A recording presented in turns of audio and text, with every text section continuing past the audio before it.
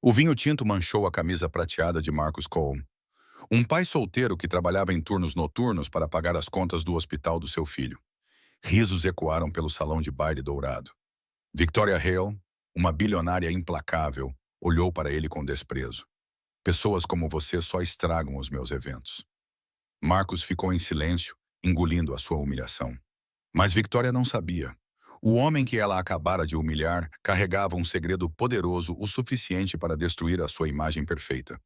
Se ela soubesse quem ele realmente era, teria coragem. Marcus Cole tirou a camisa social encharcada no vestiário do porão do Westbrook Grand Hotel, observando a mancha de vinho tinto se espalhar pelo tecido prateado como sangue. Suas mãos tremiam, não de frio, mas da humilhação que ainda queimava sua pele como uma ferida física. 2 horas antes, ele estava de joelhos diante de 500 pessoas, limpando vinho do chão de mármore, enquanto uma mulher o observava com o tipo de repulsa reservada a insetos. O hospital ligou 30 minutos depois de ele ter começado o seu turno naquela noite. Os níveis de oxigênio de Lucas tinham caído novamente. O seu filho tinha sido internado no Metropolitan Hospital 3 meses antes com uma doença cardíaca congênita que exigia monitorização contínua. A palavra grave tinha se tornado rotina no vocabulário de Marcos. A palavra cirurgia tinha se tornado inevitável. O número que mencionavam constantemente, US$ 80.000, tinha se tornado um fantasma que o assombrava a cada momento. Vestiu uma camisa limpa e verificou o telemóvel. O supervisor do turno já tinha assinalado a sua ausência. Ele precisava de dinheiro, não de explicações. Amanhã, iria procurar mais horas no serviço de motorista.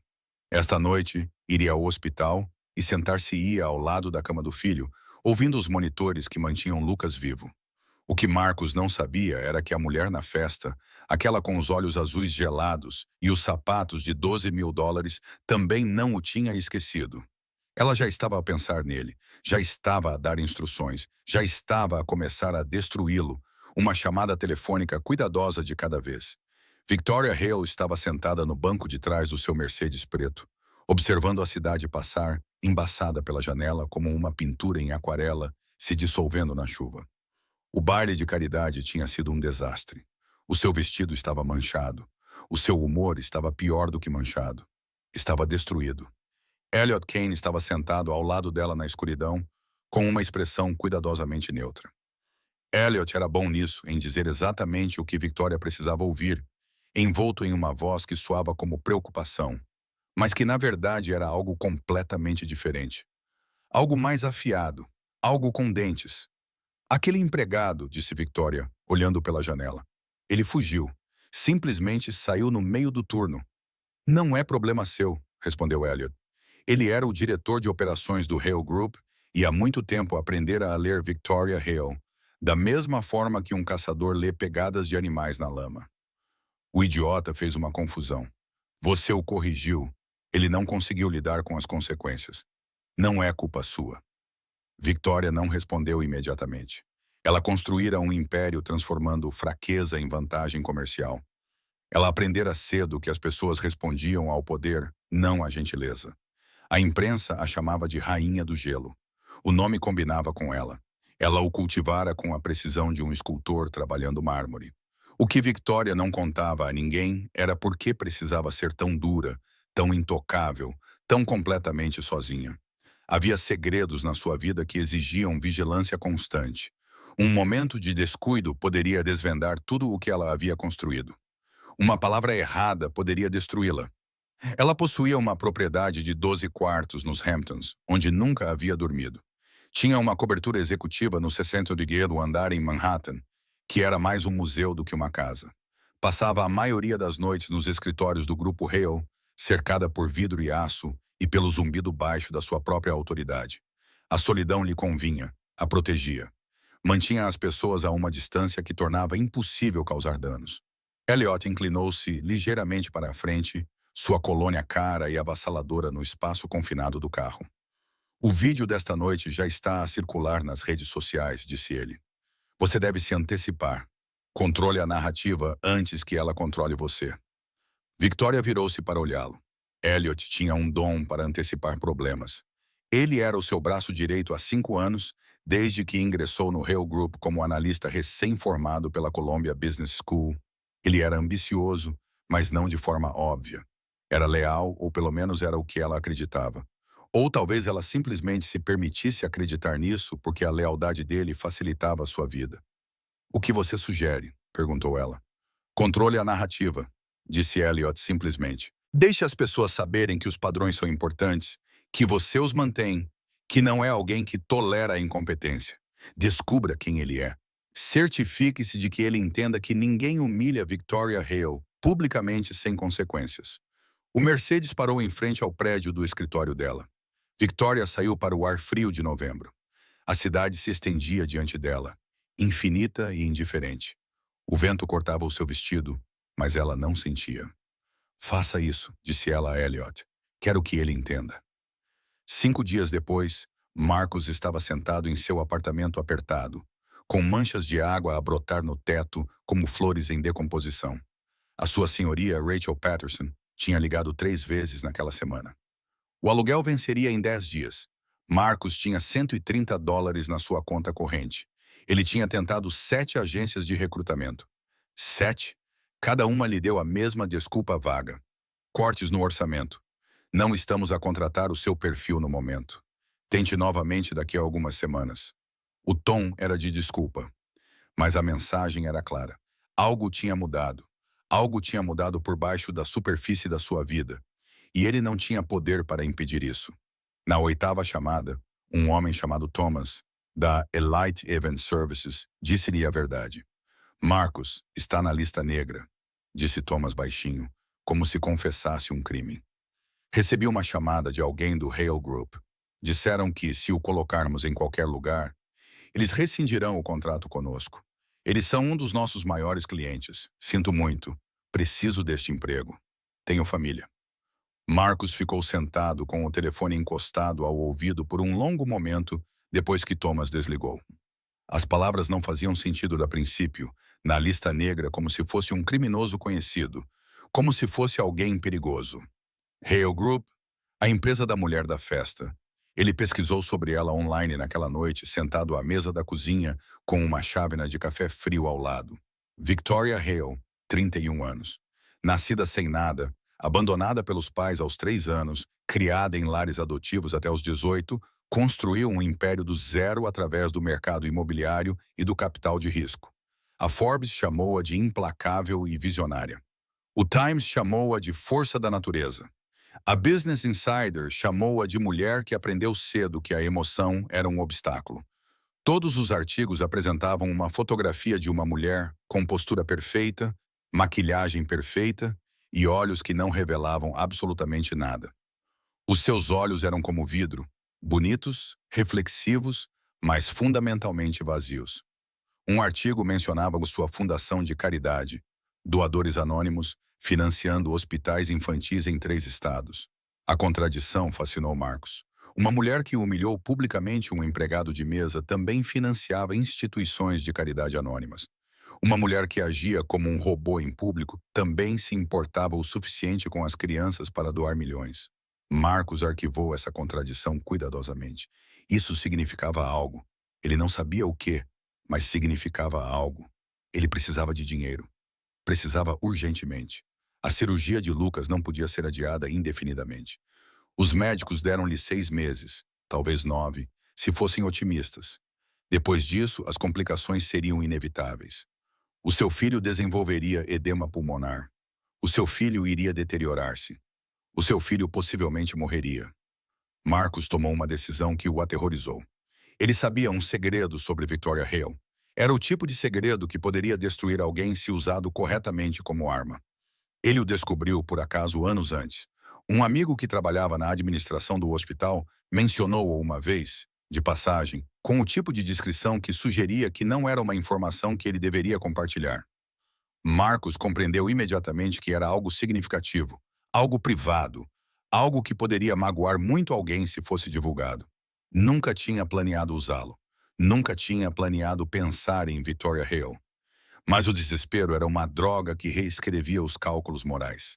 Às 21h daquela noite, Marcus tinha decidido um curso de ação. Não iria chantageá-la, não iria extorquê-la. Simplesmente faria com que ela entendesse que ele sabia. Deixaria que ela entendesse a vulnerabilidade da sua posição.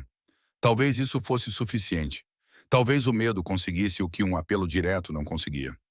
Elliot Kane estava no seu apartamento no centro da cidade a observar a queda do mercado de ações em 3 telas diferentes. Os números estavam vermelhos. Os números eram sangue.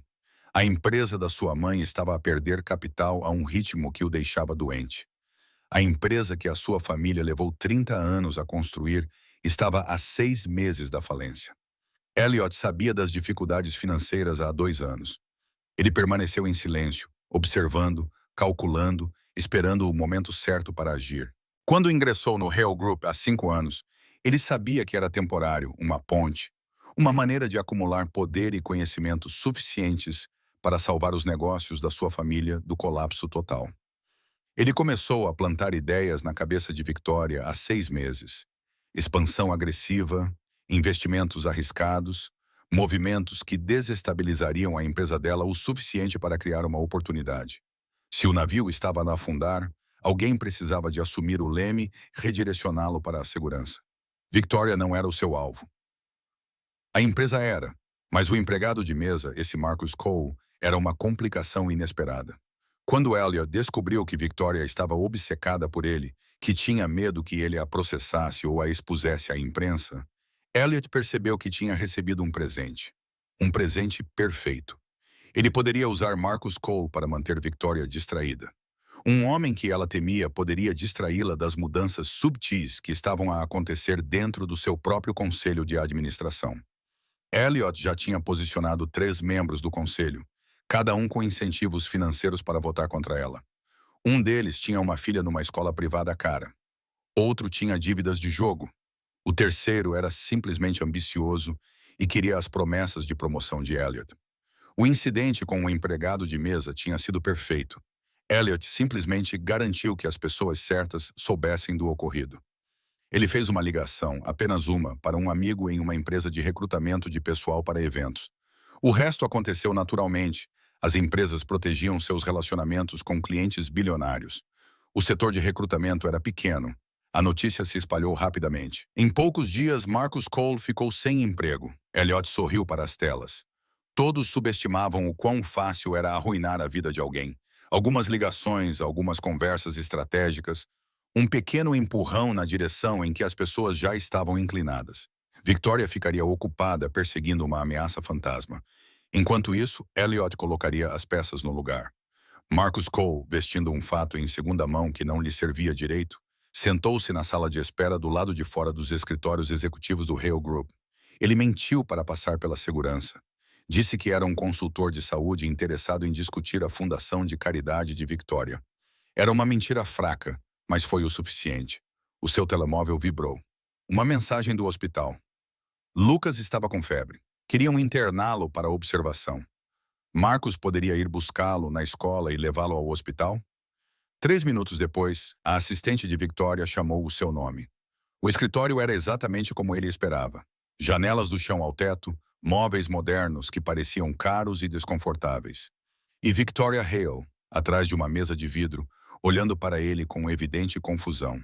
"Sou consultor de saúde", disse Marcos, sua mentira se dissolvendo antes mesmo de ele se sentar. "Mas isso não é verdade. Eu sou o homem da festa, o empregado de mesa." O rosto de Victoria mudou. Surpresa. Depois, algo que parecia cálculo. As suas mãos apertaram a secretária. "Não sei o que quer", disse ela friamente. "Mas a minha equipa de segurança está num telefonema de distância." Marcos tinha ensaiado esta conversa no carro durante 20 minutos. Na altura, parecia razoável. Agora, de pé à frente dela, parecia desesperado. Parecia as palavras de um homem a afogar-se. "Quero saber por quê", disse ele. "Viu-me a lutar? Podia ter deixado passar. Mas não deixou. Certificou-se de que eu não pudesse trabalhar. Não apenas na sua empresa, em lado nenhum. Quero saber por que me fez isso." Victoria não respondeu imediatamente. Ela pressionou um botão na sua secretária. Elliot apareceu na porta do escritório dela em segundos, como se estivesse à espera por perto exatamente por este momento. "Este é o empregado", disse Victoria calmamente falando com Elliot, mas olhando para Marcos. Ele acabou de entrar no meu escritório e mentiu à segurança. Elliot deu um passo à frente, a sua expressão mudando para uma preocupação solidária de uma forma que parecia ensaiada, praticada.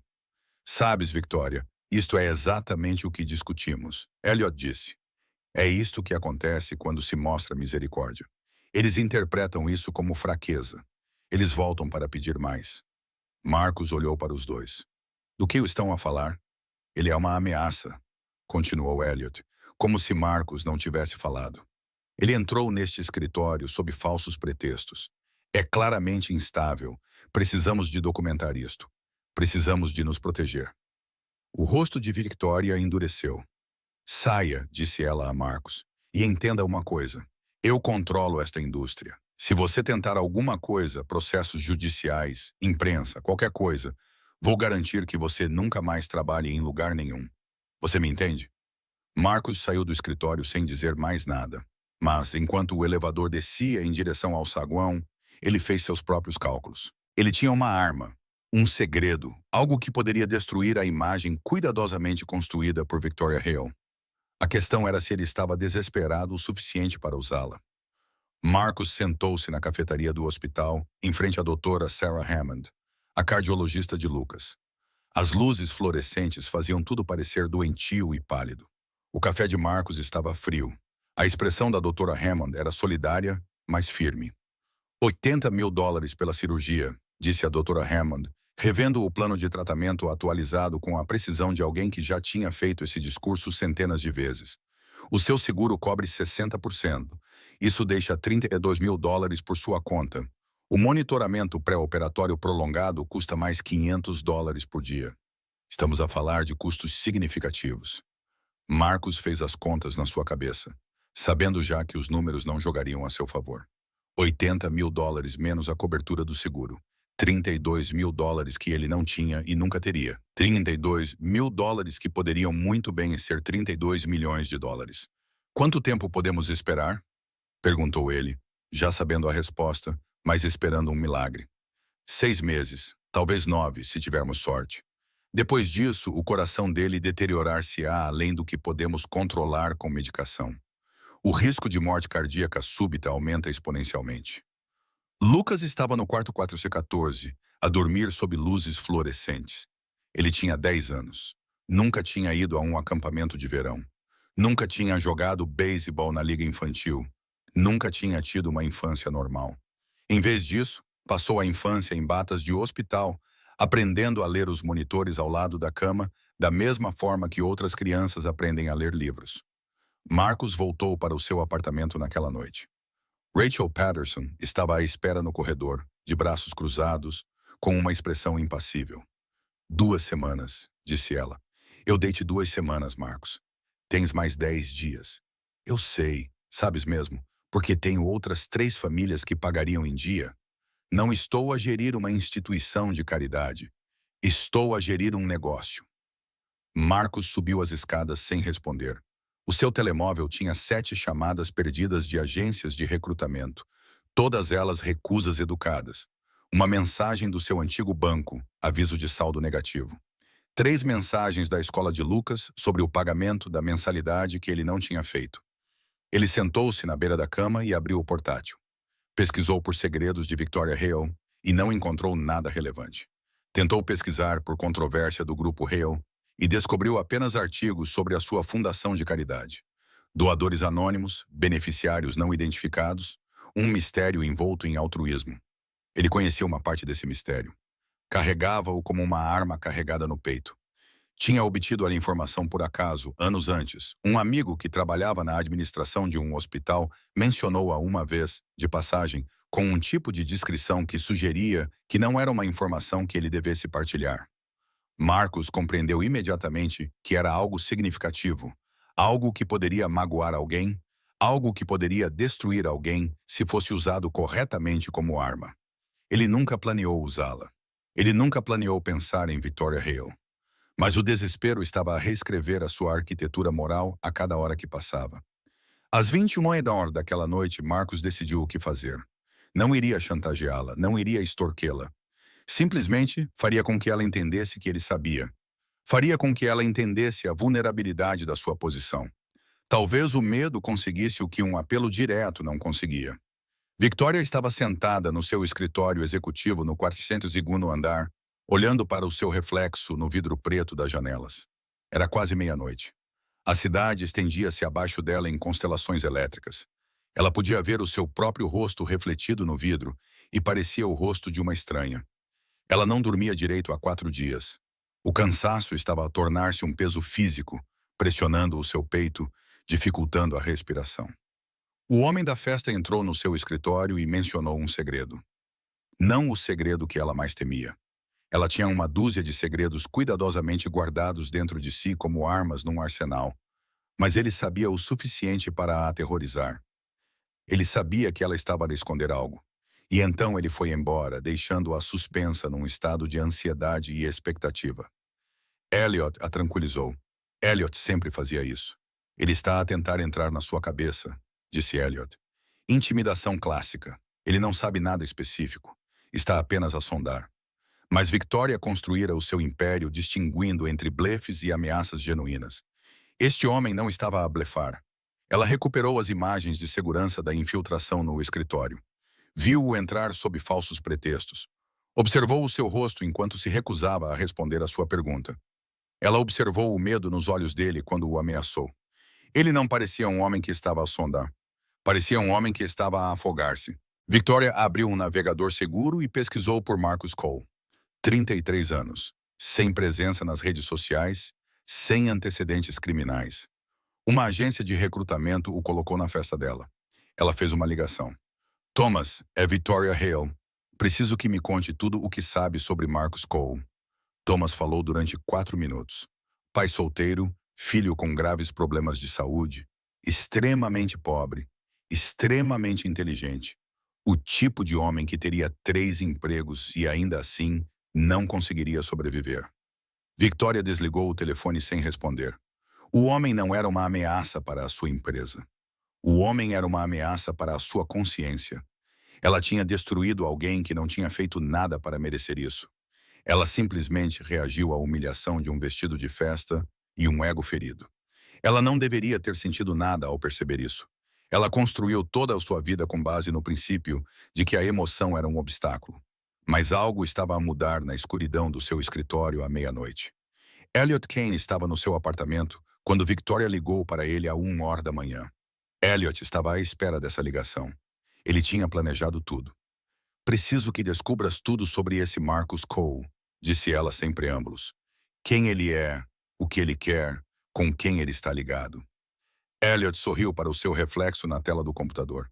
A operação estava a correr perfeitamente. Victoria estava com medo. Medo de que as pessoas cometessem erros. Medo de que as pessoas se distraíssem. Pessoas distraídas não percebiam quando os seus impérios estavam a ser desmantelados por dentro. Já estou a investigar. Elliot mentiu com naturalidade. Parece pior do que pensávamos inicialmente. O que quer dizer? Ele está ligado a pessoas da comunicação social, tem recolhido informações sobre si, provavelmente está a preparar um processo judicial ou, pior ainda, uma campanha na imprensa destinada a destruir a sua reputação. A respiração de Victoria mudou. Elliot ouviu a mudança. Como sabe isso? Perguntou ela. Uma fonte de um dos jornais ligou-me. Queriam saber se eu tinha algum comentário antes de publicarem. Isso não era verdade. Nenhum jornal tinha ligado. Mas Elliot tinha aprendido que Victoria era mais suscetível a ameaças que vinham de várias direções simultaneamente. Se ela acreditasse que Marcus Cole estava a conspirar ativamente contra ela, se acreditasse que a mídia já estava interessada na história dele, então ela não hesitaria em agir. O que fazemos? Perguntou Victoria. Nós nos antecipamos, disse Elliot. Descobrimos exatamente o que ele sabe e o que planeia fazer com isso. E então eliminamos a ameaça antes que ela nos elimine. Marcus passou a semana seguinte oscilando entre o desespero e a covardia. Ele conhecia uma jornalista da época. Eles tinham estudado juntos na faculdade. Ele poderia entrar em contato com ela. Poderia contar tudo. Poderia deixar a verdade sobre Victoria Hale chegar ao conhecimento público. Mas cada vez que abria o e-mail para escrever a mensagem, sua mão congelava. O que ele era? Um chantagista. Um homem disposto a destruir a vida de alguém porque as suas próprias circunstâncias se tornaram insuportáveis. Era isso que ele se tinha tornado? Em vez disso, ele trabalhou. Ele dirigiu por 18 horas na quarta-feira, ganhando US$ 240. Ele deu aulas particulares a 4 alunos na quinta-feira à noite, ganhando US$ 90. Ele conseguiu um trabalho de limpeza na sexta-feira, trabalhando num prédio comercial depois da meia-noite, ganhando US$ 60 por 4 horas de trabalho. Na sexta-feira à noite, ele tinha US$ 700. Ainda estava aquém do necessário, e o prazo do seu senhorio era segunda-feira de manhã. Sentou-se no seu carro às 2 da manhã, compreendendo claramente a sua situação. Tinha uma arma, um segredo, algo que poderia destruir a imagem cuidadosamente construída de Victoria Hale. Mas também compreendeu outra coisa. Se revelasse esse segredo, tornar-se-ia o vilão. Tornar-se-ia aquilo que Victoria já acreditava que ele era. Então, tomou uma decisão diferente. Entraria em contato com a Jennifer na altura certa, não com o segredo completo, mas com informações suficientes para despertar a curiosidade do público. Não para destruir a Victoria, mas para forçá-la a reconhecê-lo. Escreveu-lhe uma mensagem cuidadosa naquela tarde. Jennifer, preciso de lhe contar algo sobre a Victoria Hale. Não para a publicação, ainda não. Mas preciso que saiba que ela está a esconder algo importante. Algo que poderia mudar a forma como o mundo a vê. Não posso dizer-te o que é, mas posso dizer-te que ela está aterrorizada. E posso dizer-te que ela está disposta a destruir pessoas para proteger esse segredo. A questão é, por que uma mulher assim teria tanto medo de um homem como eu? Jennifer ligou-lhe 2 horas depois. Marcos, do que estás a falar? Ela perguntou. Não posso explicar pelo telefone, ele disse. Mas posso dizer-te que isto é uma história, não um artigo difamatório. Uma história humana. Envia-me o que tens, disse Jennifer. Tudo, exceto o segredo. Marcos enviou-lhe os documentos, e-mails do hospital, registros do seu emprego, capturas de ecrã das suas rejeições de emprego, cópias dos artigos que Elliot tinha plantado. Jennifer ligou de volta à meia-noite. Isto é uma história, disse ela. É uma história sobre poder, sobre o que acontece quando alguém usa a sua influência para destruir uma pessoa. Quando você vai publicar? Marcos perguntou. Amanhã, na edição da tarde. 2 dias depois, uma notícia foi divulgada na internet. CEO bilionário esconde segredo de família. A manchete dizia: executivo rico pode estar ocultando detalhes da sua vida pessoal do público. O artigo era vago, mas prejudicial. Citava Marcus Cole como fonte, embora ele não fosse mencionado diretamente, sugerindo que Victoria Hale estava a esconder algo. Questionava por que uma mulher com interesses caritativos tão visíveis mantinha a sua vida pessoal totalmente isolada. A história não mencionava o que Victoria estaria a esconder, mas criou um vácuo de incerteza que a mídia se apressou em preencher com especulações. Victoria soube imediatamente que Marcus tinha vazado a informação. Ela ligou para Elliot. Está feito, disse ela. A palavra destruído pairou no ar entre eles. Em 36 horas, Elliot criou uma contranarrativa. Potenciais chantagistas identificados no escândalo do grupo Hale, dizia a nova manchete. O artigo descrevia Marcos com precisão. Um ex-funcionário insatisfeito, um homem com problemas financeiros, um homem desesperado o suficiente para ameaçar um bilionário.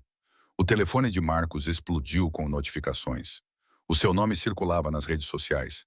Capturas de ecrã do artigo. Pessoas a chamá-lo de vigarista, de burlão. O seu vizinho viu a história e deixou de lhe dizer olá. Os pais dos seus alunos cancelaram as suas reservas. Rachel Patterson foi ao seu apartamento na noite em que a história foi divulgada. Ela segurava uma versão impressa do artigo na mão e o seu rosto estava impassível. Você precisa de sair, disse ela secamente. Até amanhã tenho uma hipoteca para proteger. Não posso ter este tipo de atenção. És um risco. Eu não fiz o que eles estão a dizer, disse Marcos. Não me interessa, respondeu Rachel. Eu me preocupo com a minha propriedade. Lucas foi intimidado na escola no dia seguinte. O diretor informou Marcos que eles estavam preocupados com o ambiente que Lucas estava a criar. Eles sugeriram que talvez Lucas devesse mudar de escola. Marcos desligou o telefone e foi sentar-se no carro. Ficou ali sentado por 3 horas sem ligar o motor. Ele havia desencadeado algo que não podia controlar. Não era mais um pai desesperado. Era um criminoso. Era o vilão de uma história que já havia sido escrita sem a sua participação. Victoria recebeu um telefonema de Elliot às 28 daquela noite. Está feito, disse Elliot simplesmente. A narrativa está estabelecida. A sua reputação está protegida. Victoria deveria ter se sentido aliviada. Em vez disso, sentiu algo que não conseguia identificar. Não era culpa, mas era algo parecido com culpa. Ele está acabado? Perguntou ela. Completamente. Elliot confirmou. Ele está isolado. Ele está desesperado. Ele está acabado. Victoria desligou o telefone e olhou novamente para a cidade. Ela tinha conseguido o que queria. Então, por que sentia que tinha perdido algo essencial? Victoria estava sozinha no escritório às 23h45 de uma quinta-feira à noite quando decidiu desligar o computador. Ela não dormia há 3 dias. O cansaço estava a afetar o seu julgamento. As suas mãos tremiam quando tocou no teclado. Ela estava a desligar as luzes quando ouviu a voz de Elliot vindo da sala de conferências. O tom dele estava diferente do habitual. O profissionalismo cuidadoso tinha evaporado. O que restava era ambição crua, a verdade por trás da máscara. Victoria recuou para a escuridão e ficou a ouvir. Elliot estava no viva voz. Uma voz feminina mais velha se fez ouvir, e Victoria demorou um momento para reconhecer a mãe dele. Tem a certeza de que o conselho votará a nosso favor na próxima terça-feira? Perguntou a mãe. Absolutamente certa, respondeu Elliot. Victoria tem estado distraída com a situação de Marcus Cole. Enquanto ela se defende contra uma ameaça fantasma, eu tenho posicionado os membros do conselho. 3 deles estão completamente convencidos. Os outros 2 estão indecisos, mas vão alinhar-se assim que perceberem para que lado o vento está a soprar.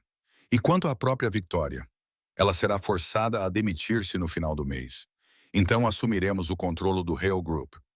Usaremos os recursos da empresa para estabilizar os negócios da nossa família.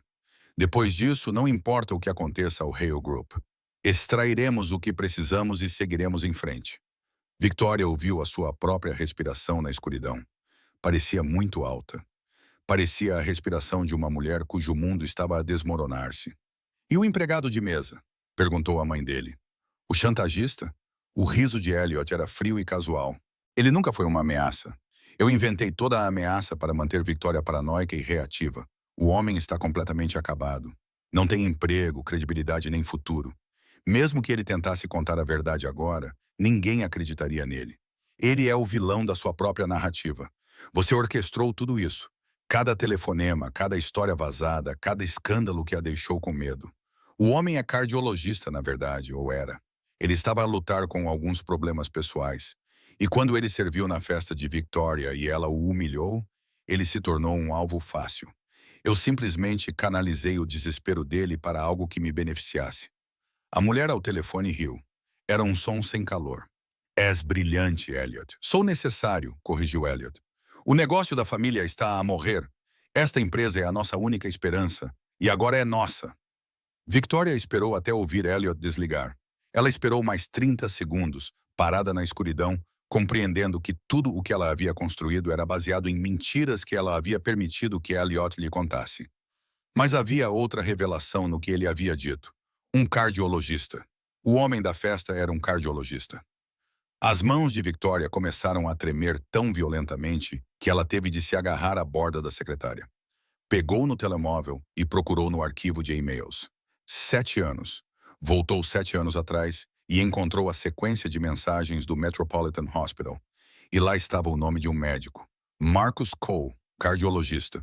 O jovem que tinha ido ao seu quarto no hospital após a cirurgia de emergência de Lily, 7 anos atrás. O jovem que a olhou como se ela fosse a pessoa mais importante do mundo. O jovem que segurou a sua mão e disse: "A sua filha vai ficar bem. Eu prometo. Vou garantir que ela fique bem." O jovem que desapareceu da sua vida no dia seguinte e que ela nunca mais viu até ele se ajoelhar no chão do seu baile de gala de caridade. Victoria sentou-se na cadeira e sentiu algo dentro dela desmoronar-se e assumir uma configuração diferente. O homem que ela havia destruído era o homem que salvara a vida da sua filha. O homem que ela havia humilhado publicamente era o homem que ela amara ou pensara amar no breve momento em que acreditara que era possível amar, e ele tentara dizer-lhe isso. Ele tentara perguntar-lhe por que ela fizera isso com ele, e em vez de ouvi-lo, ela o ameaçara. À 1h da manhã, Victoria chamou a segurança e mandou Elliot sair do prédio. Ela não falou com ele. Ela observou enquanto os guardas o levavam em direção ao elevador. Ela observou enquanto o rosto dele mudava de confiança para medo ao perceber que ela sabia. Quando ele se foi, Victoria foi para a sala de conferências e ligou para o conselho de administração. Ela fez isso à 1h30 da manhã.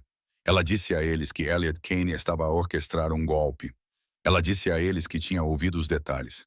Às 3 da manhã, ela tinha garantido votos suficientes para remover os aliados de Elliot de seus cargos. Às 4 horas, ela tinha entrado em contato com um advogado. Às 5 horas, ela estava sentada sozinha em seu escritório e contemplava o que precisava fazer a seguir. A coletiva de imprensa estava marcada para o meio-dia de sexta-feira. Victoria não dormiu. Ela ficou sentada no seu escritório a ver o nascer do sol, compreendendo que estava prestes a reconstruir-se ou a destruir-se completamente. Não havia meio termo. Os repórteres encheram a sala exatamente às 12 horas. Victoria subiu ao pódio. Preciso de fazer um pedido público de desculpas, começou ela. Há 7 semanas, um homem chamado Marcus Cole foi contratado para trabalhar num dos meus eventos de caridade. Ocorreu um acidente. Eu respondi com crueldade e abuso de poder.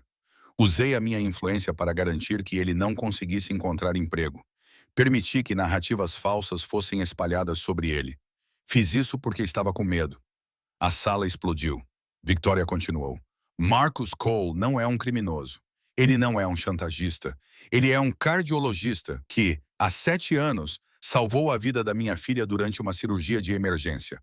O barulho na sala tornou-se ensurdecedor. Passei os últimos 7 anos a esconder o fato de ter uma filha adotiva, disse Victoria, levantando a voz. Escondi isso porque tinha vergonha da minha própria incapacidade de ser uma boa mãe. Porque tinha medo do que o mundo pensaria de mim. Ela respirou fundo. Marcus Cole tentou dizer-me quem ele era. Tentou perguntar-me por que estava a fazer isso com ele. E em vez de ouvir, ameacei-o. Permiti que o meu diretor de operações espalhasse mentiras sobre ele. E não fiz nada quando a vida dele foi destruída. A voz de Victoria não vacilou, mas as suas mãos agarraram o pódio com tanta força que os nós dos dedos ficaram brancos. A partir de agora, o Hale Group irá fornecer a Marcus Cole cobertura médica total para a cirurgia cardíaca do seu filho. Também estamos a oferecer-lhe o seu antigo cargo de cardiologista consultor no Metropolitan Hospital, caso ele decida aceitá-lo. Além disso, estamos a emitir uma declaração pública esclarecendo que todas as alegações anteriores contra ele são falsas e foram baseadas em informações fabricadas. Ela olhou diretamente para as câmaras. Passei toda a minha vida acreditando que poder significava nunca ter que pedir desculpas. Eu estava errada. Estou a pedir desculpas agora. Os repórteres continuaram a gritar, mas Victoria já havia se afastado do pódio. Marcus soube da coletiva de imprensa por um alerta de notícias no seu telemóvel. Ele estava sentado num abrigo para sem-abrigo no Queens, usando o Wi-Fi gratuito para procurar emprego noutros estados. Ele estava a pensar em deixar Nova York de vez, recomeçar em algum lugar onde ninguém conhecesse o seu nome. Ele leu o artigo 2 vezes, depois 3 vezes. Victoria Hale tinha se desculpado publicamente com ele. Ela tinha revelado que tinha uma filha adotiva. Ela tinha revelado que ele era cardiologista. Ela tinha revelado que ele tinha salvado a vida da sua filha há 7 anos. Tudo tinha sido exposto. Tudo era conhecido. Naquela mesma tarde, o hospital ligou. O administrador falou por vários minutos, explicando que queriam Marcus de volta. Queriam-no imediatamente. Tinham revisto o seu histórico e achado o exemplar. Também tinham decidido cobrir todas as despesas médicas do seu filho. Marcus desligou o telefone e chorou pela primeira vez desde que esse pesadelo tinha começado. 2 semanas depois, Marcus sentou-se à frente de Victoria num café no centro da cidade. Era um local público escolhido deliberadamente. Ambos compreendiam que não podiam ficar sozinhos sem que houvesse mal-entendidos. Victoria parecia diferente. A rainha do gelo tinha descongelado um pouco. Havia olheiras sob os seus olhos que sugeriam que ela não tinha dormido. Havia algo na sua expressão que sugeria que ela tinha realmente pensado, realmente sentido. Não sei por onde começar, disse Victoria. Então não comeces, respondeu Marcos. Apenas ouve. Ele contou-lhe sobre a cirurgia há 7 anos. Uma menina de 12 anos com um defeito cardíaco congênito. Uma operação de emergência às 3 da manhã. Uma família que a abandonara. Uma jovem que entrou no seu quarto de hospital com olhos igualmente aterrorizados e determinados. Perguntaste-me se eu poderia salvá-la, disse Marcos. Não exigiste isso. Você perguntou como se achasse que eu poderia dizer não. Como se você fosse entender se eu dissesse não. Victoria ouviu sem interromper. Eu fiz tudo o que pude, continuou Marcos. E por algum milagre funcionou. Quando fui vê-la no dia seguinte, vi você no quarto dela. Vi o jeito como você olhou para ela. Vi uma mulher que havia decidido ser mãe de uma criança que havia sido abandonada pelo mundo. Marcos parou. Ele desviou o olhar do rosto de Victoria. Eu amava-te, disse ele. Não porque eras bonita, não porque eras poderosa. Eu amava-te porque, naquele momento, vi quem tu realmente eras. Vi além das barreiras cuidadosamente construídas e acreditei que podias ser amada, que merecia ser amada. Os olhos de Victoria encheram-se de lágrimas, mas ela não desviou o olhar. E então descobri que estavas num relacionamento, continuou Marcos, que a mulher que eu pensava ter vislumbrado não era real, que eras como todas as outras pessoas, usavas as pessoas, descartavas-as, protegias-te a todo o custo. Então, fui-me embora. Deixei o meu emprego. Afastei-me do hospital. Afastei-me de ti. Por quê? Perguntou Victoria baixinho. Porque eu era um covarde, disse Marcos. Porque não suportava ver-te ser alguém em quem eu não acreditava. E também porque estava zangado. Estava zangado por ter aberto o meu coração para ti e ter encontrado apenas vazio do outro lado. Victoria acenou com a cabeça. Ela compreendia um pouco do que isso significava. Deixei a medicina porque não conseguia enfrentar a lembrança de ti todos os dias, disse Marcos. Fui embora porque estava de luto por algo que nunca tive. Victoria estendeu a mão por cima da mesa e tocou na mão dele. Ele não se afastou. Quero contar-te sobre o meu passado, disse Victoria. Sobre por que eu estava naquele relacionamento, sobre por que construí muros tão altos que ninguém conseguia passar por eles. Mas não sei se mereço essa oportunidade. Não merece, disse Marcos. Mas acho que preciso ouvir mesmo assim. Eles conversaram por 4 horas. Victoria revelou a verdade sobre Lily. Ela tinha sido abandonada no hospital com um defeito cardíaco congênito. Tinha 5 anos. Victoria tinha sido casada com um homem que a abandonou quando ela abortou aos 7 meses de gravidez. Algo se partiu dentro dela. Ela decidiu que não merecia ser feliz. Então conheceu Lily, e Lily derrubou todas as barreiras. Eu estava apavorada, disse Victoria. Estava apavorada que você visse quem eu realmente era e me abandonasse. Então, fui-me embora primeiro. Convenci-me de que estava a proteger a Lily ao mantê-lo fora das nossas vidas. Eu disse a mim mesma que não precisava de ninguém. Precisava? Perguntou Marcos. Não, admitiu Victoria. Eu estava sozinha. Estava tão incrivelmente sozinha que às vezes mal conseguia respirar. Mas eu tinha me convencido de que a solidão era o preço da segurança. Marcos compreendeu isso. Ele tinha feito algo semelhante. Ele tinha se convencido de que a dor era o preço da integridade. Não sei se podemos consertar isto, disse Marcos finalmente. Não sei se posso confiar em ti novamente. Não sei se podes confiar em mim. Eu sei, respondeu Victoria. Mas gostaria de tentar, se me deixares. Hoje não, disse Marcos. Por enquanto não. Mas eventualmente, talvez eu esteja disposto a tentar. 3 meses depois, Marcos voltou ao hospital como cardiologista consultor. Ele trabalhava 3 dias por semana. Os outros dias passava com Lucas, que estava a recuperar muito bem da cirurgia. O menino já conseguia correr, conseguia brincar, conseguia ser uma criança. Lily ligou-lhe uma noite. Ela tinha encontrado uma fotografia antiga dele na sala de arquivos do hospital. Na fotografia, ele estava a usar uma bata cirúrgica e havia algo na sua expressão que sugeria que ele tinha acabado de realizar um milagre. É você? Perguntou Lily quando o visitou no hospital na semana seguinte. Sim, confirmou Marcos. Você salvou a minha vida? Fiz o meu trabalho, disse Marcos com cautela. Foi a sua mãe que salvou a sua vida. Foi ela quem escolheu amá-lo quando ninguém mais o fazia. Lily pensou nisso. Posso vê-lo novamente? Sim, disse Marcos, se a sua mãe concordar.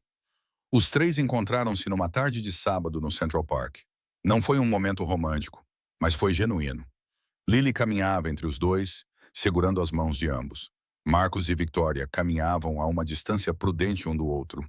Não eram exatamente amigos, nem exatamente estranhos. Obrigada por salvar a minha vida, disse Lily a Marcos. Obrigado por ser corajosa, respondeu Marcos. Victoria olhou para os dois e sentiu algo que não se permitia sentir há 7 anos.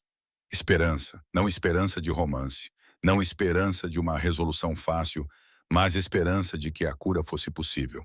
Eles caminharam pelo parque enquanto o sol começava a se pôr, projetando longas sombras na relva. Ninguém falou. Ninguém precisava falar. Pela primeira vez em meses, havia paz. Não resolução, não redenção, mas paz. E a paz, ao que parece, às vezes era